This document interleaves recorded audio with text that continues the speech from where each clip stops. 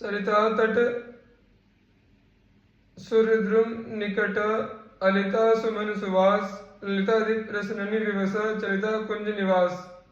जिस प्रकार श्रीमद् भागवत आदि में शरद ऋतु के रास का वर्णन है, उसी प्रकार जयदेव जी ने वसंत के रास का भी उल्लेख गीत गोविंद में किया है और उनके बाद में होने वाले सभी रसिक महानुभावों ने वसंत के रास का वर्णन किया है। प्रस्तुत छंद में सखीगण माधव मास के रास में श्री प्रिया जी के पधारने का अनुरोध कर रही है। व्याख्या। श्री यमुना जी के तट पर स्थित कल्प वृक्ष के निकट जहाँ ब्रह्मगण पुष्पों की सुगंध ले रहे हैं और ललितादि रसा स्वाद से विवश हो रही है, हे प्रियाजू आप उस कुंज निवास में चलिए। चलिता कुंज निवास आस तब हित मग परखत रास स्थल उत्तम विलास सच मिली मन हर्षत। व्याख्या। आप उस कुंज निवास में चलिए जहाँ ललितादि आपके दासीगण हित के मार्ग का अवलंबन लेकर अर्थात आपके हित का चिंतन करते हुए अपनी आशा लगाए हुए हैं अर्थात प्रतीक्षा कर रही है। 84 जी में सहचर्यों को हित चिंतक कहा गया है। एक अन्य पद में मानवती श्री प्रिया जी से सहचरी कहती है, तेरे हित लेने आई अर्थात मैं तुम्हारे हित के लिए ही तुमको बुलाने आई हूँ। सखियों के हित का यही मार्ग है क्योंकि राजस्थल में आप अपने प्रियतम से मिलकर हर्षित होती हैं और उत्तम विलासों की सृष्टि कर देती हैं।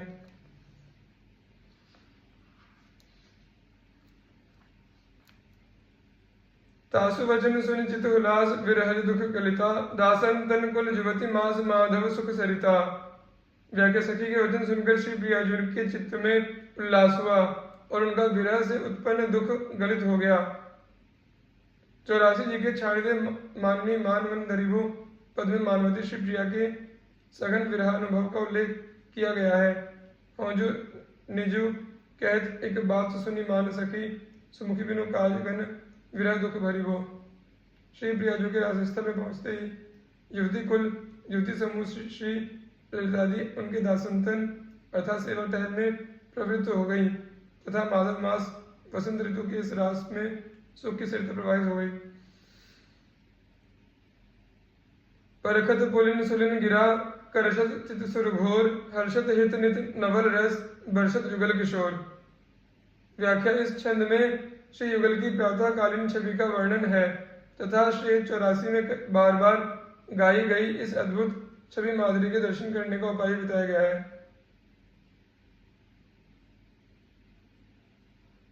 कृपा पात्र रसिक उपासक जब अद्भुत श्री यमुना पुलिन को परखने लगता है अर्थात उसके महत्व को समझने लगता है तब उसकी वाणी लीन हो जाती है अर्थात वह उसकी रसमय में डूबकर मौन हो जाता है और पुलिन पर सदैव उत्पन्न होने वाला वंशी का उच्च स्वर उसके चित्त का आकर्षण करने लगता है। इस आकर्षण से उसके हृदय में स्थित हित प्रेम हर्षित हो जाता है और उसकी दृष्टि सहज रूप से उस निवृत्त निकुंज तक पहुंच जाती है जहां युगल किशोर श्री श्याम श्याम नित्य नवल रस की वर्षा करते रहते हैं।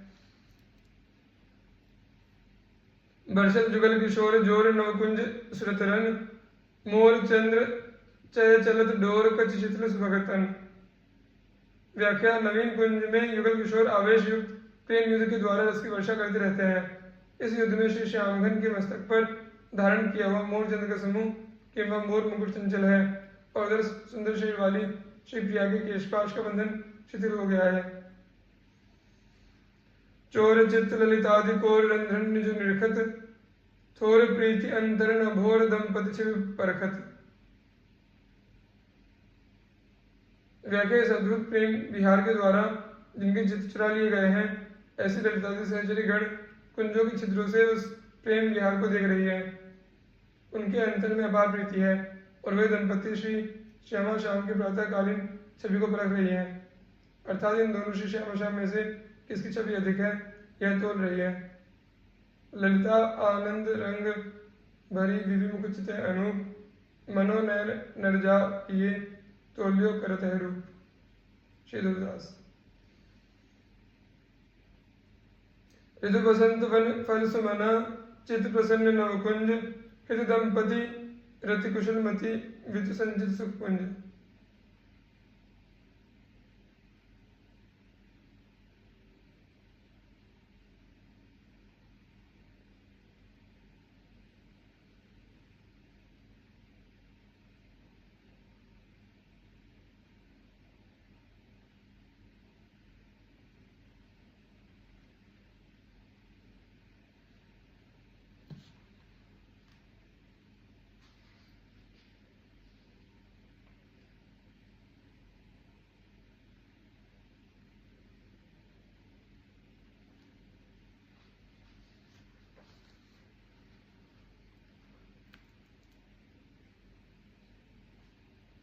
व्याख्या।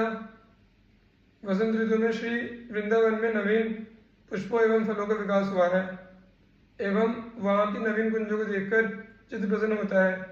हित स्वरूप दंपति श्री श्यामा श्याम ने अपनी कुशलमती पूर्णरति प्रेम के द्वारा सुख समूह रूपी धन का संचय कर लिया है, अर्थात अपने कुशलतापूर्ण प्रेम विलास के द्वारा अपने हृदय को अत्यंत सुखपूर्ण बना लिया है।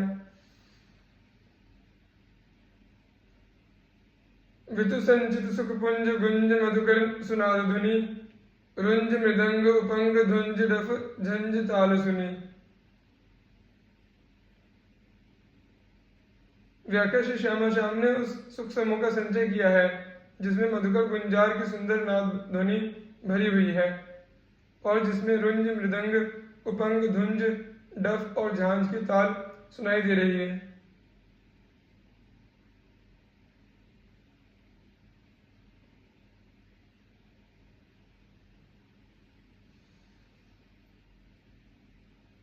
मंजु जुवति रस गान लुंज इव खग तहाँ विथकितु भुंजित रास विलास कुंज नव सचि बसंत ऋतु।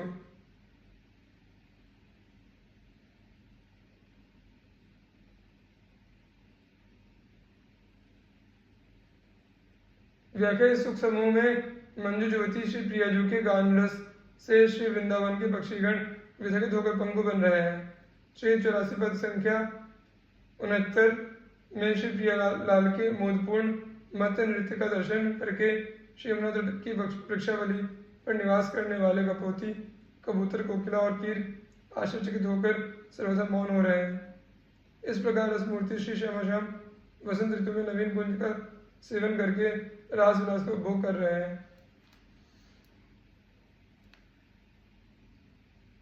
कहत कहत न कही परे रहत जो मन ही विचार सहत सहत बाढ़ भगति गृहतन गुरु हितगार।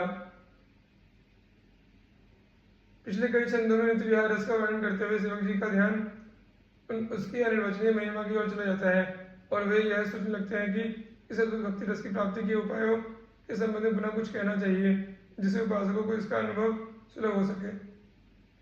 व्याख्या।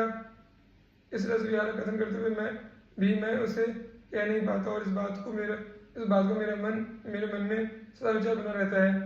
इस महिमाशाली रस की प्राप्ति के लिए प्रवृद्ध बड़ी हुई भक्ति की आवश्यकता होती है और भक्ति को वृद्धि श्री गुरु के निमित्त अपने गृह परिवार एवं शरीर को निशावर करके तथा संसार के उचित अनुचित सभी व्यवहारों को सहन करके होती है।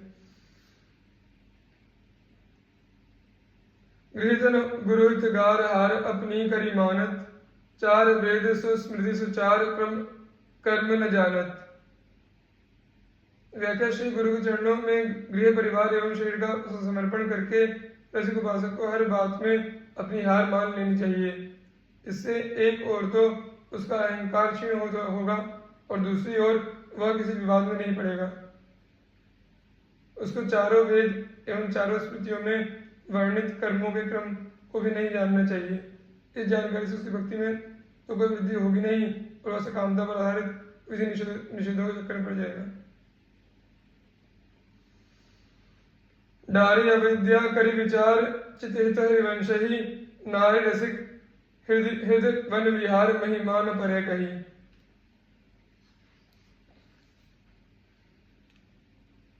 व्याख्या।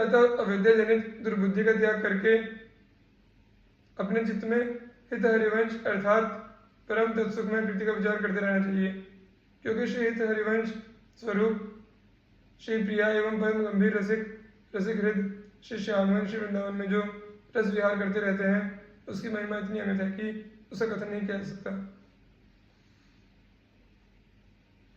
सेवक श्री हरिवंश के जग भ्राजित गुण गाई निशिदिन श्री हरिवंश हरिचरण चितलाई। व्याख्या। सेवक जी कहते हैं कि मैं श्री हरिवंश की जगत में शोभा पाने वाले गुणों का गान करता हूँ और उल्लास पूर्वक रात दिन उनके चरणों में अपने चित्त को लगाता रहता हूँ।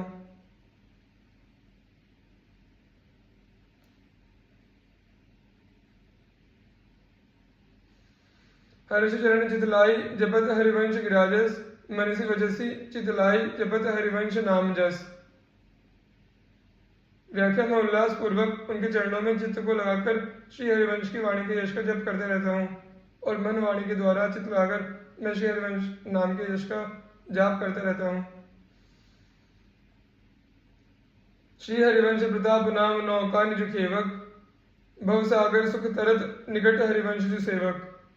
व्याख्या, अपनी जीवन नौका को श्री हरिवंश नाम के प्रताप के सहारे खेलने वाला मैं सेवक श्री हरिवंश के निकट रहकर भव सागर का सुखपूर्वक संतरण करता रहता हूँ। जय श्री भक्त भजन प्रकरण, जय श्री हरिवंश।